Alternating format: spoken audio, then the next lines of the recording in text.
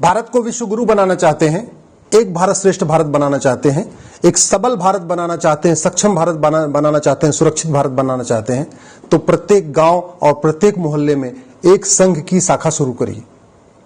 संघ की शाखा में खुद भी जाइए, अपने बच्चों को भी भेजिए। मैं क्यों कह रहा हूं? क्योंकि संघ की शाखा में विश्व बंधुत्व सिखाया जाता है, संघ की शाखा में मानव कल्याण सिखाया जाता है, संघ की शाखा में समता, समानता, समरसता सिखाया जाता है, संघ की शाखा में धर्म की जय हो, अधर्म का नाश हो, प्राणियों में सद्भावना हो, विश्व का कल्याण हो सिखाया जाता है। संघ की शाखा में नारी तू नारायणी सिखाया जाता है। संघ की शाखा में यत नारंती पूज्यते रमन्ते तत्र देवता सिखाया जाता है। संघ की शाखा में संविधान सिखाया जाता है। संविधान कहता है समता, समानता, समरसता। ये कहीं और नहीं सिखाया जाता, संघ की शाखा में सिखाया जाता है। संघ equality, justice, liberty, fraternity, unity, national integration, वंदे मातरम, भारत माता की जय, राष्ट्र प्रथम, ये सब संघ की शाखा में सिखाया जाता है और भारत का संविधान भी यही कहता है। तो एक तरीके से आप देखिए, संघ की शाखा में भारत के संविधान के जो मूल उद्देश्य हैं उन पे चर्चा होती है। संघ की शाखा में संविधान की जो प्रियम्बल में जो मुख्य बातें लिखी हुई हैं, समता, समानता, समरसता, देश की एकता, अखंडता, विश्व बंधुत्व, उसकी चर्चा होती है, उसके प्रचार प्रसार की बात होती है।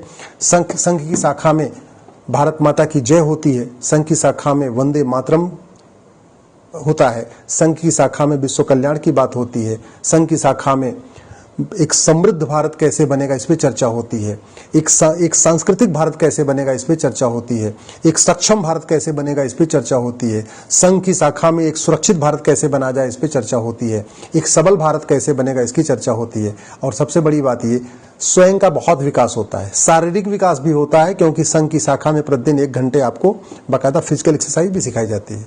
संघ की शाखा में मेंटल, अगर आपके अंदर कोई अवसाद है, किसी तरीके का डिप्रेशन है, कोई और समस्या है जो चल रही है, तो 1 घंटे कम से कम आप डिप्रेशन से बाहर आ जाएंगे, क्योंकि वहां सब एक दूसरे को हंसते हंसाते रहते हैं, सब एक दूसरे को अपनी पॉजिटिव एनर्जी देते रहते हैं।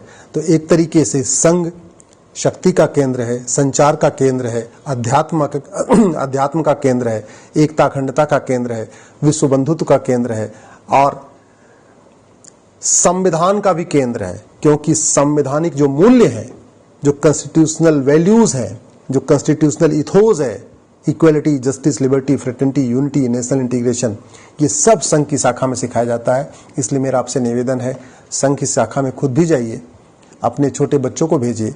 अगर बच्चे का प्रतिदिन स्कूल है, सुबह उसको स्कूल चला जाता है तो कोई बात नहीं, सैटरडे संडे उसकी छुट्टी रहती है, सैटरडे संडे भेजना शुरू करिए। सप्ताह में 2 दिन जाएगा तो भी प्रत्येक माह वो कम से कम 8 दिन चला जाएगा या 9 दिन चला जाएगा, इतना भी पर्याप्त है।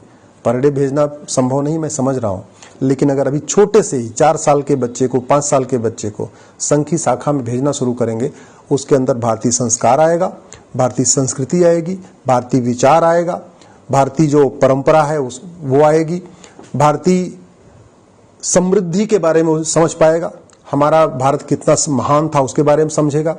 आगे से वो विदेश भागने के बारे में नहीं सोचेगा, जो उसके इतना पोल्यूशन फैला हुआ है इंटरनेट के माध्यम से, मीडिया के माध्यम से जो आ रहा है, उससे भी थोड़ा बचेगा।